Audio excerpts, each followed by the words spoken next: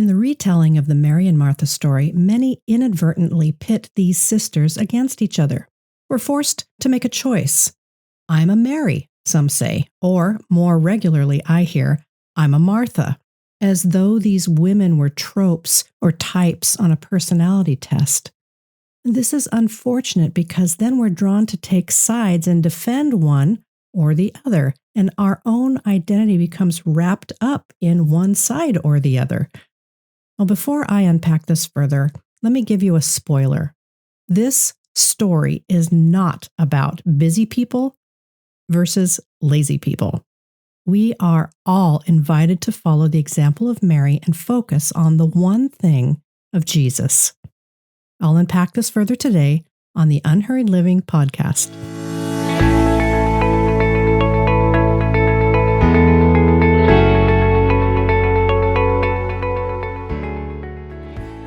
You want to prioritize your own soul care and self-care, but you don't know where to begin, you don't believe you have the time, and you might feel stuck, overwhelmed, or distracted. Well, I'm inviting you to join our community of women in Replenish. Replenish is coaching, training, and community to help you live a more sustainably paced and productive life. You can confidently engage a life of transformation with the ongoing support of experienced coaches and mentors. Real connection, ongoing support, lasting change. Join us now in Replenish by going to unhurriedliving.com/replenish. To make our way forward, it might be easier if we replaced Mary and Martha with focus and distraction. Martha is the depiction of distraction in this story. She is preoccupied with something that is, in fact, important, feeding the people in her home. But Mary chose to focus on what was truly important, and Jesus explicitly points this out. Have you ever noticed that even important things can sometimes become distractions? Martha is also deeply concerned about how it will look to others if Mary sits in a room full of men. This was simply not done. Martha had a genuine concern about Mary's reputation as a woman sitting at the feet of Jesus as a disciple. Even if Martha's concern was warranted, Jesus turned this situation into a teaching moment for them and for us. Here's the whole story from Luke 10:38-42. As Jesus and his disciples were on their way, he came to a village where a woman named Martha opened her home to him. She had a sister called Mary who sat at the Lord's feet listening to what he said. But Martha was distracted by all the preparations that had to be made. She came to him and asked, "Lord, don't you care that my sister has left me to do the work by myself? Tell her to help me." "Martha, Martha," the Lord answered, "you are worried and upset about many things, but few things are needed, or indeed only one.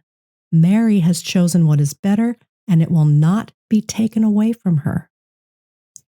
In his book, Jesus Through Middle Eastern Eyes, Kenneth Bailey suggests the meaning of Jesus' words to Martha. Here's how Bailey puts it. "Martha, Martha, you are anxious and troubled about many things. I understand the entire list. One thing is needed.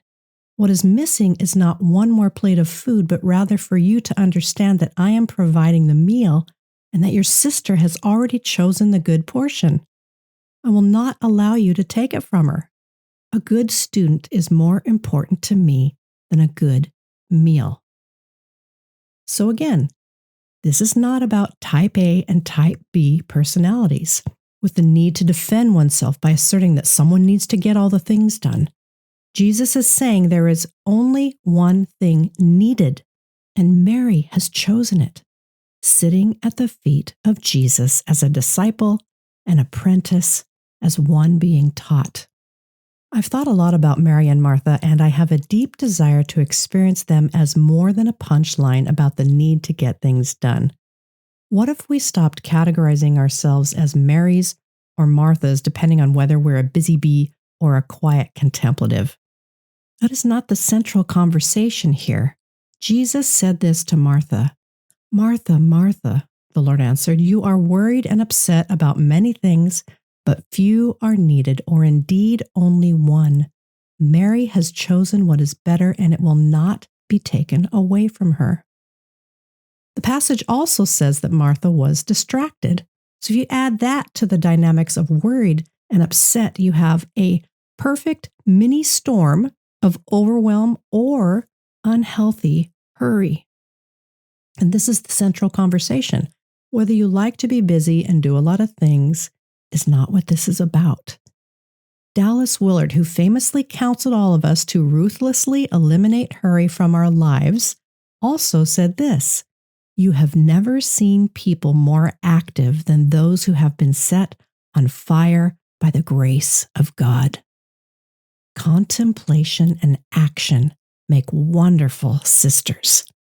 This is the seedbed of Unhurried Living's tagline: rest deeper, live fuller, and lead better. The question is this: are you distracted, worried, and upset about many things? That's where we want to pay attention, not on whether we are an introvert or an extrovert, a busy bee or a slow and steady. Mary and Martha are not memes. They are not personality types. They're not even antagonists. They're sisters. I'd like to imagine that at their best, both Mary and Martha were good at offering hospitality as well as listening to Jesus. I prefer not to relegate them to two dimensions. The gift for us here is we get to decide what is central, our one thing, and Jesus makes it clear in the story that few things are needed, or indeed only one. Mary has chosen what is better, and it will not be taken away from her. You also get to decide what distracts you. Sometimes even important things can become distractions that lead to worry. This is something you can discern in prayer or even with your spiritual director, pastor, or coach. I believe with all my heart that this world needs leaders who are focused, centered, undistracted, loving, and overflowing with the fruit of the Spirit. I know you are on this journey already, and I encourage you to keep contending for the good, beautiful, and true with Jesus, our Good Shepherd, as your guide. Here are some reflection questions you might want to ponder today based on our discussion. What are some common distractions in your life these days? What might you do to mitigate or reduce these? What practices or ways of being are currently in place to keep Jesus as the one thing in your life? What else might you add to your list? What good, beautiful, or true activity might you engage today? Well, thank you so much for joining me on the Unhurried Living podcast. Remember, you're making your way forward one small, simple, and gracious step at a time.